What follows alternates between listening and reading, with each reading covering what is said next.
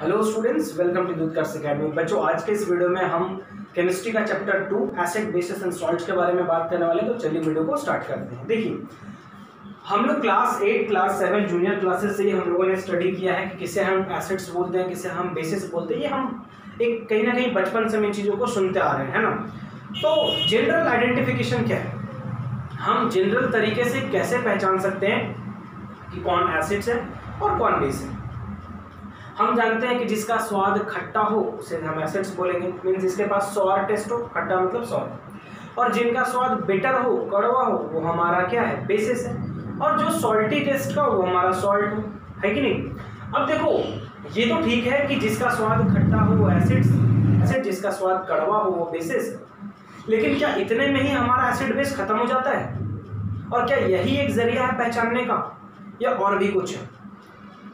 Acids बनते कैसे हैं, बेसिस कैसे बनते हैं, सॉल्ट्स कैसे बनता है, इनकी प्रिपरेशन मतलब कैसे होती है, इनका प्रॉपर्टीज क्या है, हर एक चीज हम एसिड बेस एंड सॉल्ट के अंदर स्टडी करेंगे। चलिए, तो अभी हम सबसे पहले इसकी कुछ बेसिक चीजों को समझने की कोशिश करेंगे।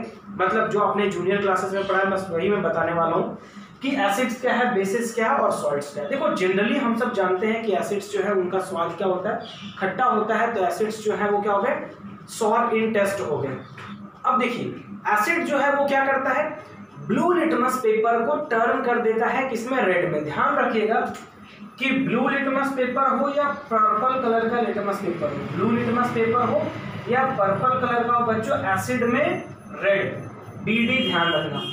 बेस में किसमें कन्वर्ट हो जाएगा लिटमस पेपर, ब्लू कलर में। बेस में किसमें कन्वर्ट हो जाएगा, ब्लू कलर में। B से ब्लू एंड B से ब्लू एंड एसिड में D और रेड में D। ठीक है, यहाँ से ध्यान रखना।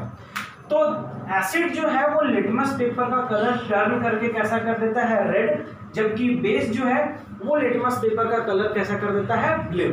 ठीक है, अब आगे क्या मैं बात करूं, देखो ये तो एक जनरल तरीका। अगर मैं बोलूं कि क्या हम सारे एसिड्स को ऐसे ही पहचानेंगे, क्या हम सारे एसिड्स को स्वाद खट्टा है तो चख के देखेंगे? नहीं, हमें पता है कि बहुत सारे ऐसे स्ट्रॉन्ग एसिड्स हैं, मिनरल एसिड्स हैं जो बहुत ही ज्यादा स्ट्रॉन्ग हैं और उन्हें हम टेस्ट करके नहीं पता कर सकते, है ना। तो उसके लिए फिर हमारे पास क्या है बच्चों, इंडिकेटर्स हैं। क्या है, इंडिकेटर, जिसके जरिए हम क्या करते हैं, पहचानने की कोशिश करते हैं कि कौन एसिड है और कौन क्या है, बेस है। इंडिकेटर्स के जरिए हम पहचानते हैं। इंडिकेटर्स की जब मैं बात करूं तो बहुत सारे इंडिकेटर्स हैं। मेन इंडिकेटर हमारे पास है जैसे लिटमस पेपर, और फिर हमारे पास है methyl orange, phenolphthalein, red cabbage juice, turmeric. ठीक है, ये सब जो है हमारे पास क्या है, इंडिकेटर के तौर पे अवेलेबल है। हम सारे इंडिकेटर्स को आगे डिटेल में तो हम देखेंगे। मेन यहाँ पे मैं जो मेन इंडिकेटर की बात कर रहा हूँ वो किसकी बात कर रहे हैं हम लोग, लिटमस पेपर की, है ना। एक हमारा रेड जो लिटमस पेपर है वो एसिड में कैसा हो जाएगा, रेड कलर का हो जाएगा, बेस में कैसा हो जाएगा, ब्लू कलर का हो जाएगा। ठीक है, सॉल्ट में नो चेंज, सॉल्ट में नो चेंज क्योंकि न्यूट्रल है वो। ठीक है, अब ये तो हो गया कि हम लिटमस पेपर के जरिए ये पहचान लेंगे कि ये एसिड है और ये बेस है। लेकिन क्या हम लिटमस पेपर के जरिए ये पहचान सकते हैं कि कौन सी एसिड कितनी स्ट्रॉन्ग है, या कोई और भी केमिकल मेथड है जिसके जरिए हम पहचान सकते हैं? तो देखिए, एसिड्स को जब हम वाटर में डिसॉल्व करते हैं ना बच्चों, जब हम एसिड्स को वाटर में डिसॉल्व करते हैं तो वो ये टूट जाता है किसमें, H+ और Cl- में। ठीक है, जब एसिड को वाटर में डिसॉल्व करते हैं तो ये H+ और Cl- में टूट जाता है। देखिए, यहाँ पे मैंने बहुत सारे एसिड्स लिखे हैं, जैसे HNO3 हो या हमारा H2SO4 हो। हर एक एसिड में कॉमन क्या, हाइड्रोजन। वैसे ही हर एक बेसिस में आपको कॉमन मिलेगा। देखिए, सोडियम हाइड्रोक्साइड में OH कॉमन है, पोटेशियम हाइड्रोक्साइड में OH कॉमन है, मैग्नीशियम कैल्शियम हाइड्रोक्साइड में भी OH, मैग्नीशियम हाइड्रोक्साइड में भी OH, है ना, अमोनियम हाइड्रोक्साइड में भी OH, एल्यूमिनियम हाइड्रोक्साइड में भी OH। तो हर एक एसिड्स में कॉमन क्या है, हाइड्रोजन, और हर एक बेसिस में कॉमन क्या है, हाइड्रोक्साइड आयन, है ना। देखिए, जब एसिड को हम वाटर में डिसॉल्व करते हैं तो ये क्या करता है, H+ आयन को रिलीज करता है। कौन सा आयन को रिलीज करता है, H+ आयन को रिलीज करने का काम करता है। ठीक है, और जो बेसिस है वो कौन सा आयन को रिलीज करते हैं, OH- आयन को करते हैं। ठीक है, आगे हम इसकी डिटेलिंग देखेंगे, चिंता करने की जरूरत नहीं है, अभी बने रहिए बस। तो हाइड्रोक्लोरिक एसिड क्या करेगा, H+ आयन को रिलीज किया, जैसे हम HNO3 का भी लेते हैं, तो यहाँ से भी जब मैं इसको वाटर से रिएक्ट कराऊंगा तो ये भी H प्लस और NO3 2 माइनस में टूट जाएगा, यहाँ पे 2 हो जाएगा, ठीक है।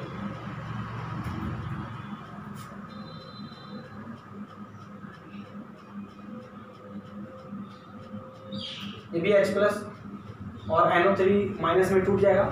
ऐसे ही हमारा H2SO4 है, तो ये भी टूट जाएगा जब हम वाटर से इसे रिएक्ट कराएंगे, तो है ना, इसमें टूट जाएगा ये 2H प्लस और SO4 2 माइनस में टूट जाएगा।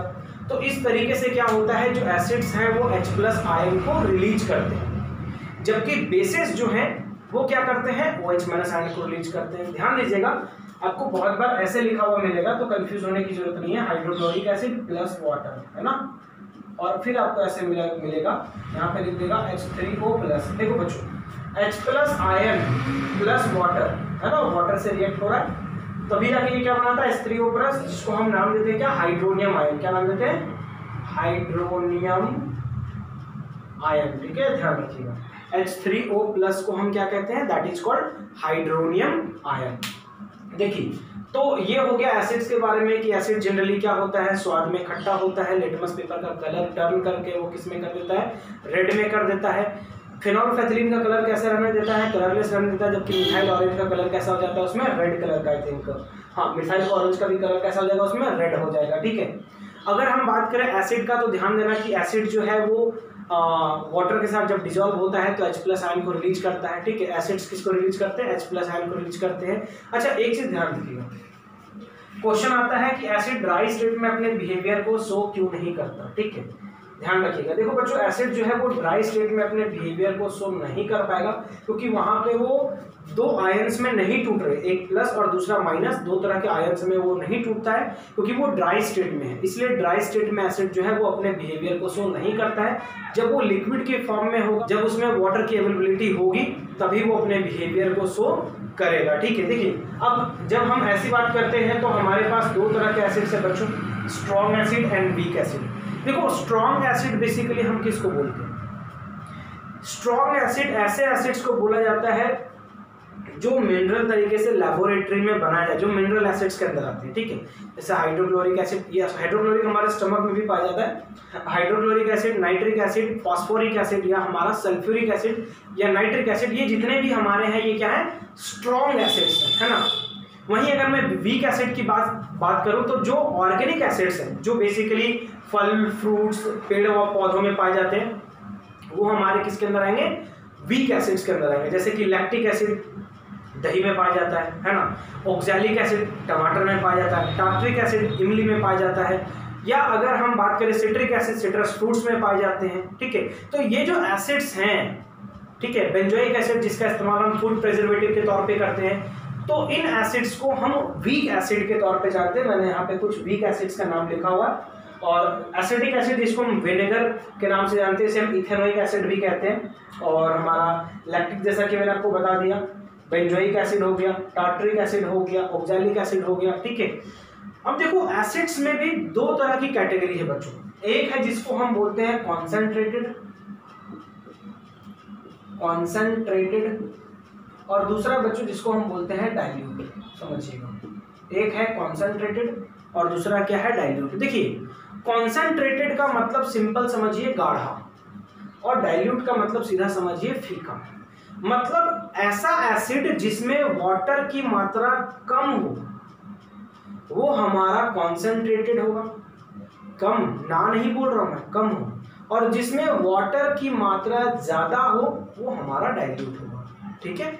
समझ में आई बात, जिसमें वाटर का अमाउंट ज्यादा हो वो हमारा डाइल्यूट, और जिसमें वाटर का अमाउंट कम हो वो हमारा क्या, कॉन्सेंट्रेटेड, है ना। जनरली हम लोग डेली लाइफ में ऐसा यूज करते हैं। लेट सपोज आपके घर में चाय बना हुआ है, दो मेंबर आपके हैं, आपने चाय बनाया प्योर दूध का, है ना, कंप्लीटली दूध है उसमें, बट जैसे ही दो लोग और आ गए, आपने उसमें पानी मिला दिया, तो पहले जो चाय था वो तो प्योर था, दैट वाज कॉन्सेंट्रेटेड।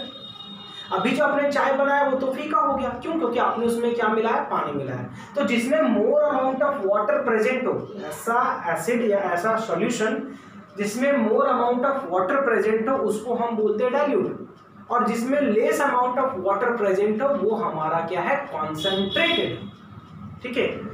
समझ में ही बात। तो ये ध्यान रखिएगा, ये हमारे कॉन्सेंट्रेशन और डाइल्यूट का टर्म है।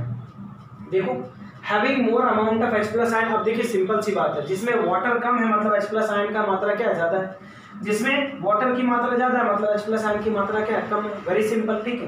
तो जिसमें H+ आयन कम हो वो हमारा डाइल्यूट, जिसमें H+ आयन ज्यादा हो वो हमारा कॉन्सेंट्रेटेड, जिसमें वाटर की अवेलेबिलिटी कम हो वो हमारा कॉन्सेंट्रेटेड, जिसमें वाटर की अवेलेबिलिटी ज्यादा हो वो हमारा डाइल्यूट। चलिए अब एसिड्स के बाद बच्चों हमारे पास जो नेक्स्ट टर्म है उसका नाम क्या है, बेस। ठीक है, मैंने जैसे कि आपको बताया कि देखिए bases are salt in, bases are basically bitter in the taste. स्वाद इनका कैसा होता है, कड़वा होता है। ठीक है, और ये क्या करते हैं, ये लिटमस पेपर का कलर जो है वो टर्न करके कैसा कर देते हैं, ब्लू कलर का कर देते हैं। कौन से कलर का, ब्लू कलर का कर देते हैं। और फेनोल्फेथलीन को पिंक कलर में, और मिथाइल ऑरेंज का कलर कैसा हो जाता है, इसमें येलो हो जाता है। ठीक है, बाकी इंडिकेटर्स को आगे हम एक चार्ट बना के मैं आपको आगे बता दूंगा। They give OH- ion in the aqueous solution. देखिए मैंने जैसा अभी आपको यहाँ पे टर्म बताया था, समझना, जैसे सोडियम हाइड्रोक्साइड है, जब इसको हम वाटर से डिसॉल्व करेंगे तो ये भी क्या हो जाएगा, टूट जाएगा, किसमें, Na+ और OH- में। ठीक है, ये भी टूट जाएगा Na+ और OH- में। ठीक है, तो वैसे ही हमारा जो पोटेशियम हाइड्रोक्साइड है वो भी टूट जाएगा, ये भी टूट जाएगा K+ और OH- में। ऐसे ही हमारा कैल्शियम हाइड्रोक्साइड है या मैग्नीशियम हाइड्रोक्साइड है, ये सब जो है वो क्या करेंगे, OH- आयन को रिलीज करेंगे। ठीक है, समझ में आई बात। तो जो OH- आयन को रिलीज करे वो हमारा क्या, बेस, इसको हम हाइड्रोक्साइड आयन के नाम से जानते हैं। कौन सा नाम से, हाइड्रोक्साइड आयन, हाइड्रोक्साइड आयन। ठीक है, चलिए स्ट्रॉन्ग बेस, वीक बेस यहाँ पे भी है बच्चों। सोडियम हाइड्रोक्साइड, पोटेशियम और कैल्शियम हाइड्रोक्साइड ये हमारे स्ट्रॉन्ग बेसिस है, और जनरली इन बेसिस को अल्कलीज के नाम से जाना जाता है, because they release more amount of H+ ion और they release the complete H+ ion. ठीक है, अल्कलीज हम किसको बोलते हैं, ऐसे बेसिस को बोलते हैं जो वाटर में आसानी से डिसॉल्व हो जाए, और कंप्लीटली OH- आयन को रिलीज करे, कंप्लीटली OH- आयन को क्या करे, रिलीज करे, और कंप्लीटली डिसॉल्व हो जाए, उसको हम अल्कलीज बोलते हैं। ठीक है, basically strong bases are called alkalis. Strong bases को हम क्या बोलते हैं, अल्कलीज बोलते हैं। वीक बेसिस की बात करें बच्चों तो मिल्क ऑफ मैग्नीशिया, जिसे मैग्नीशियम हाइड्रोक्साइड के नाम से जानते हैं, एल्यूमिनियम हाइड्रोक्साइड हमारे पास है, अमोनियम हाइड्रोक्साइड हमारे पास है। सॉल्ट्स की बात करें अगर हम बच्चों तो एसिड एंड बेस के रिएक्शन से क्या बनता है, सॉल्ट बनता है। मतलब जब एसिड और बेस आपस में रिएक्ट करते हैं तो क्या फॉर्मेट होता है, क्या बनता है, सॉल्ट बनता है। ठीक है, जैसे अगर मैं मान लूं मिल लेता हूँ, बहुत फेमस है, sodium hydroxide plus hydrochloric acid क्या बनाएगा, सोडियम क्लोराइड प्लस वाटर। इसे टेबल सॉल्ट के नाम से भी जानते हैं। ठीक है, कॉमन सॉल्ट के नाम से भी जानते हैं। तो अब ये हुआ basic intro about acids, basis and salts. अब हम आगे इसकी डिटेलिंग करेंगे one by one about acid, one by one about basis, one by one about salts. उससे पहले मैं आपको इंडिकेटर्स एक बार बता दूंगा एंड देन हम लोग आगे बढ़ने की कोशिश करेंगे।